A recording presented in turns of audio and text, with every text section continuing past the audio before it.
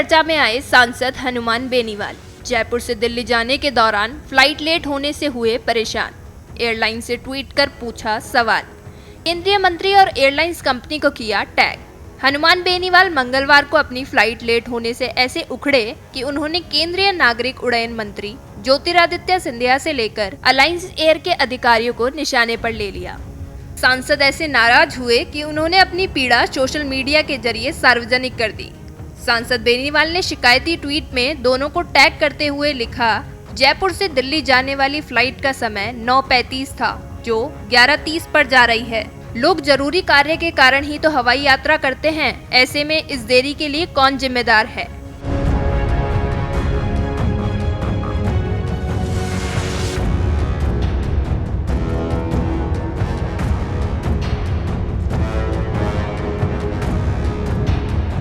एक अन्य शिकायती ट्वीट में सांसद बेनीवाल ने कहा, आजकल मौसम का पूर्वानुमान लगाने की आधुनिक तकनीक है।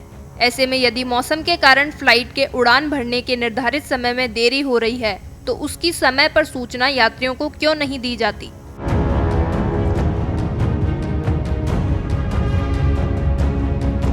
सांसद ने नाराजगी जाहिर करते हुए ये भी कहा कि किसी का इंटरव्यू तो किसी की जरूरी मीटिंग रहती है। इस हिसाब से किसी ने फ्लाइट की टिकट बना रखी है तो इस प्रकार यदि हवाई सफर में देरी हो जाए तो उसके लिए नैतिक जिम्मेदार कौन है।